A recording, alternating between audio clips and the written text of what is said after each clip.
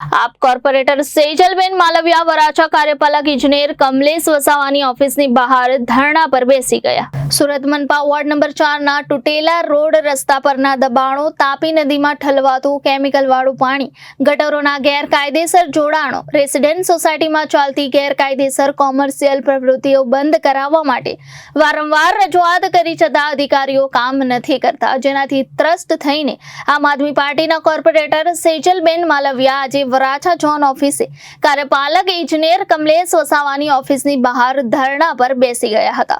સેજલબેન માલવિયાએ જણાવ્યું હતું કે વારંવારની રજૂઆતો છતાં પણ અધિકારીઓ ગાંઠતા નથી, ઉડાવ જવાબ આપીને છટકી જાય છે, લોકોના સમયસર કામો થતા નથી। અધિકારીઓને ફક્ત પોતાના વહાલા અને મળતિયાઓને જ છાવરવામાં રસ હોય તેવું પ્રતીત થાય છે। જ્યાં ફાયદો દેખાય એવા જ કામો અધિકારીઓને કરવામાં રસ હોય તે સ્પષ્ટ દેખાઈ આવે છે। ગરીબ અને મધ્યમ વર્ગનો બેલી આ અધિકારી રાજ અને અફસરશાહીમાં કોઈ નથી, તેથી જ્યાં સુધી કામ ન થાય ત્યાં સુધી હું અહીંથી જવાની નથી। પ્રજાના કામને પહેલી પ્રાથમિકતા એ અમારું ધ્યેય છે। નમસ્કાર મિત્રો, હું સેજલ માલવિયા, આમ આદમી પાર્ટી કોર્પોરેટર।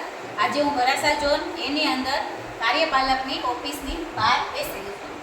મેં રજૂઆત કરવા આવેલી કે મારા વિસ્તારમાં ખૂબ ખાડા પડેલા છે, ખૂબ દબાણો છે, રેસિડેન્સમાં કોમર્શિયલ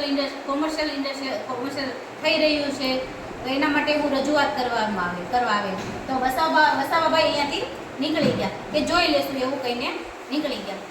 2 વર્ષથી સતત રજૂઆત કરવા છતાં એક પણ કામગીરી કાર્યપાલક વસાવાએ કરેલી નથી।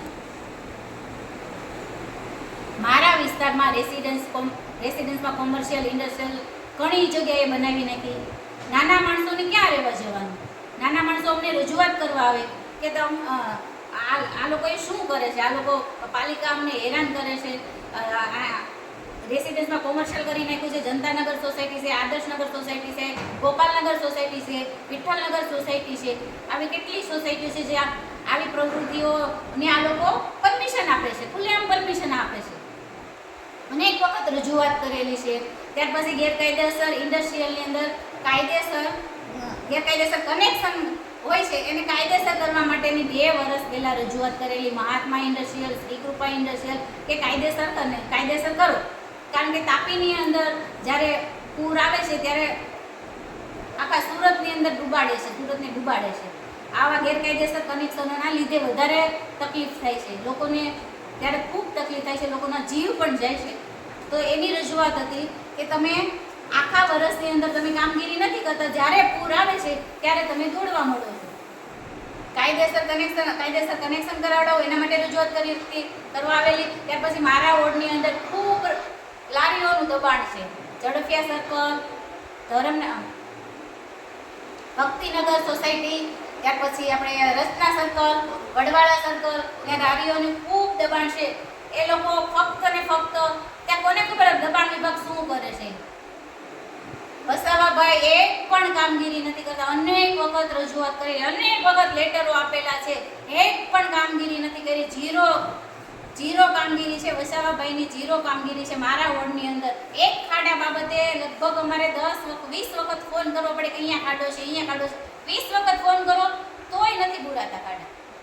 હું અહીંયા કમિશનરને કહેવા માંગુ છું કે અહીંયા બહાર બેસી છું કે મારા વિસ્તારમાં જે વડવાળા સર્કલ ખૂબ મોટા ખાડા છે એ પૂરવામાં આવે।